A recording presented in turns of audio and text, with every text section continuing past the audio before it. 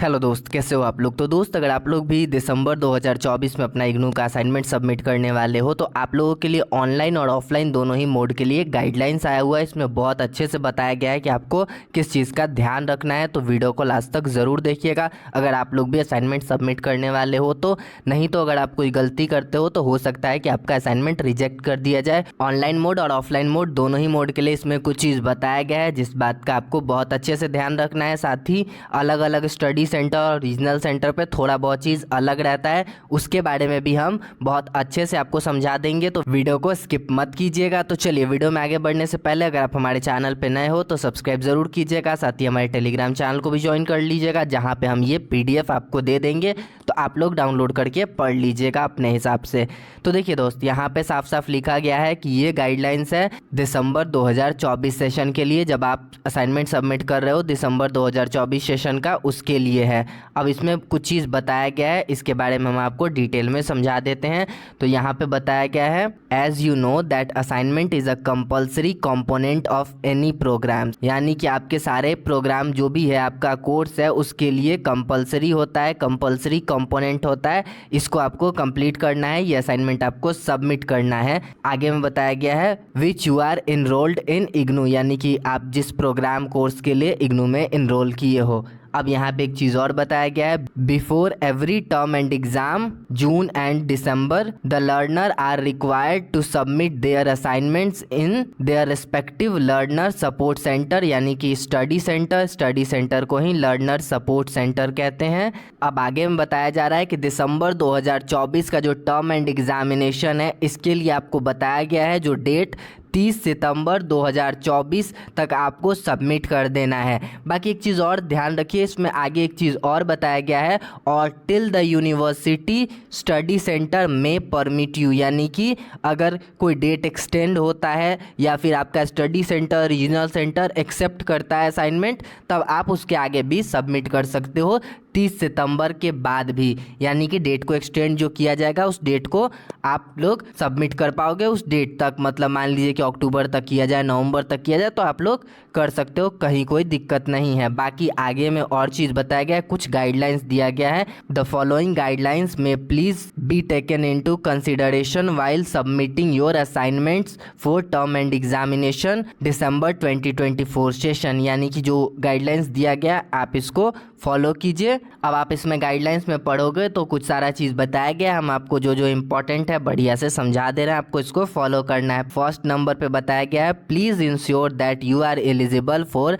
Submission of assignments for term end examination December 2024 session before submitting your assignments. आप लोग एक बार ensure हो जाइए, आप लोग अपना चेक कर लीजिए कि आप एलिजिबल हैं कि नहीं है दिसंबर 2024 असाइनमेंट के लिए। अगर आप एलिजिबल नहीं है तो रिजेक्ट कर दिया जाएगा। यानी कि आप लोग चेक कर लीजिए कि आपका मिनिमम ड्यूरेशन कंप्लीट हो गया है या नहीं हुआ है। जैसे कि मान लीजिए कोई ईयरली प्रोग्राम में एडमिशन कराया है जनवरी 2024 सेशन में, तो वो एलिजिबल है, और ईयरली प्रोग्राम में जुलाई 2024 में एडमिशन कराया वो एलिजिबल नहीं है। और सेमेस्टर बेस्ड किसी भी प्रोग्राम में जुलाई 2024 में एडमिशन कराया वो भी एलिजिबल है। तो ये एलिजिबिलिटी है, आप इसको चेक कर लीजिएगा। अब सेकेंड नंबर पे बताया गया है, please ensure that you are submitting your assignment in your allotted study centre only. अब बताया गया है कि आप अपने स्टडी सेंटर पे ही सबमिट कीजिएगा असाइनमेंट जो आपको अलॉट किया गया है। अगर कहीं और सबमिट करते हो तो इवेलुएट नहीं किया जाएगा, यानी कि कॉपी चेक नहीं होगा और आपका मार्क्स नहीं मिलेगा। अब थर्ड नंबर की बात करें तो थर्ड नंबर पे बताया गया है, if you are not sure about your study centre please contact your regional centre. अगर आप अपने स्टडी सेंटर के बारे में नहीं जानते हो तो अपने रीजनल सेंटर पे कांटेक्ट करो, वो आपको सारा इन्फॉर्मेशन दे देंगे। आप इसके लिए अपने रीजनल सेंटर को मेल कर सकते हो या आप जा भी सकते हो। और थर्ड नंबर के बारे में एक चीज़ और हम आपको बता दें कि अगर आपका कोई ऐसा स्टडी सेंटर है जिसके बारे में आप नहीं जानते हो कि कैसे सबमिट करना है, इसके लिए भी आप अपने रीजनल सेंटर को मेल कर सकते हो कि आपका स्टडी सेंटर ये है, कैसे किस मोड में आपको सबमिट करना है। अगर आप विज़िट नहीं कर पा रहे हो अपने स्टडी सेंटर पे तो किसी भी कारण से, तब आप मेल कर सकते हो अपने रीजनल सेंटर को कि बताइए कि हम इसमें कैसे सबमिट करें। अब फोर्थ पॉइंट की बात करें तो यहाँ पे बताया गया है the assignment should be submitted once in your allotted study centre and not any other regional centre study centre and strictly avoid multiplication of submission. It will create problems in evaluation and grading of the marks. यानी कि आप अपने study centre पे submit कीजिए, 2 बार 3 बार 5 बार नहीं submit कीजिए, नहीं तो दिक्कत हो जाता है मार्क्स आपको देने में। तो इस बात का ध्यान रखिएगा कि आपको 2 बार 3 बार सबमिट नहीं करना है, एक ही बार अपने स्टडी सेंटर पे या जिस भी मोड में, ऑनलाइन मोड में, ऑफलाइन मोड में, जैसे बताया जाए गाइडलाइंस को फॉलो करके सबमिट करना है। Read the list of study centre and mode of submission of assignment carefully and follow the timing days in offline mode. ये ऑफलाइन मोड के लिए टाइमिंग और डेज बताया गया, इसको फॉलो करना है। And the link mail in online mode, यानी कि ऑनलाइन मोड है तो जो भी लिंक बताया गया है और ईमेल आईडी दिया गया है उसको आपको फॉलो करना है। जैसे कि अगर आपको ऑफलाइन मोड में सबमिट करना है तो टाइम और डेट देख लीजिए, किस किस दिन आपके स्टडी सेंटर पे सबमिट लिया जाता है और कौन से टाइम में लिया जाता है, और ऑनलाइन मोड में कौन से लिंक पे आपको सबमिट करना है, गूगल फॉर्म के कौन से लिंक पे, और ईमेल आईडी कौन सा दिया गया है जिस ईमेल आईडी पे आपको सबमिट करने के लिए बताया गया है। तो इसके लिए आप अपने रीजनल सेंटर के गाइडलाइंस को फॉलो कीजिएगा। अब 6th नंबर पे जो बात बताया गया है इसको आपको ध्यान रखना है कि जो फ्रंट पेज होता है ना, उस पे आपको enrolment number, study centre code, course code and mobile number, email ID, इन सब चीज़ों का ध्यान रखना है कि बहुत बढ़िया से लिखा होना चाहिए, both offline and online mode में। अब ये हो सकता है कि अलग अलग स्टडी सेंटर अलग अलग चीज़ें मांग सकता है, अलग अलग रीजनल सेंटर अलग अलग चीज़ मांग सकता है, पर ये कंपलसरी इतना चीज़ तो आपको डालना है, कुछ एक्स्ट्रा चीज़ मांग सकता है जिसके लिए आपको गाइडलाइंस को फॉलो करना है अपने रीजनल सेंटर का। अब 7वें नंबर पे जो बताया गया, the assignment should B hand retain and scanned properly, यानी कि आपका हैंड रिटन असाइनमेंट होना चाहिए, कोई टाइप नहीं होना चाहिए, मतलब टाइप किया हुआ नहीं होना चाहिए। उसके बाद एक चीज़ और बताया गया है कि the scan copy should be very clear, यानी कि साफ़ सुथरा होना चाहिए, नहीं तो वो लोग नहीं पढ़ पाएंगे या उनको दिक्कत होगा तो रिजेक्ट कर देंगे। अब यहाँ पे 8वें नंबर पे एक पॉइंट बताया गया है, इसको आप ध्यान से समझिए। ये अलग अलग रीजनल सेंटर, अलग अलग स्टडी सेंटर के लिए अलग अलग हो सकता है, तो इसको आप ध्यान से समझिएगा कि आपके स्टडी सेंटर और रीजनल सेंटर का गाइडलाइंस क्या कहता है। अब यहाँ पे साफ साफ लिखा गया है, for each course the assignment response should be scanned in single PDF file, which means if there are 5 questions in one assignment then there should not be 5 PDF।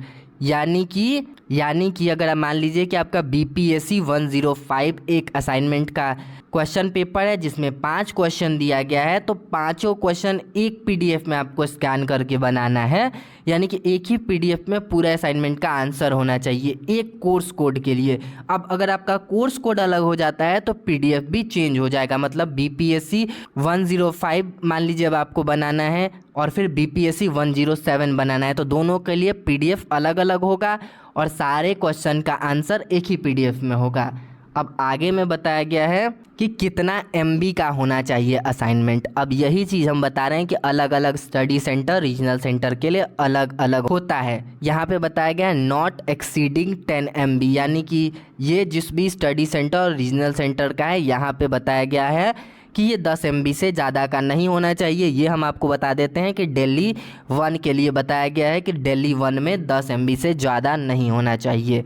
अब यहाँ पे कुछ चीज़ और बताया गया है जिसको हम समझा दे रहे हैं, ये भी आपको ध्यान रखना है कि अलग अलग रीजनल सेंटर के लिए अलग अलग हो सकता है और होता भी है। The file name should start with your enrolment number followed by your course. For example if your enrolment number is, इतना जो बताया गया है ये मान लीजिए आपका कुछ और भी हो सकता है। और आगे में बताया गया है कोर्स कोड के बारे में MEG1, तो ये आपको इस चीज़ को फॉलो करना है कि कैसे लिखना है। और लास्ट में बताया गया एग्जाम्पल के लिए पहले आपका इनरोलमेंट नंबर फिर MEG1 ऐसे करके लिखना है, ये एग्जाम्पल के लिए बताया गया, आपको इसको फॉलो करना है। एंड 10वें नंबर पे बताया गया if you have already submitted your assignment at your study centre please ignore. अगर आप जमा कर दी हो तो इन सारे चीज़ों को भूल जाओ, Please contact the officials of your allotted study center, regional center for any further clarification doubts। यानी कि कोई डाउट है या कुछ क्लैरिफिकेशन चाहिए आपके असाइनमेंट के रिगार्डिंग तो आप अपने स्टडी सेंटर या रीजनल सेंटर पे कांटेक्ट कर सकते हैं, आप विज़िट कर सकते हैं या फिर आप उनको मेल कर सकते हैं।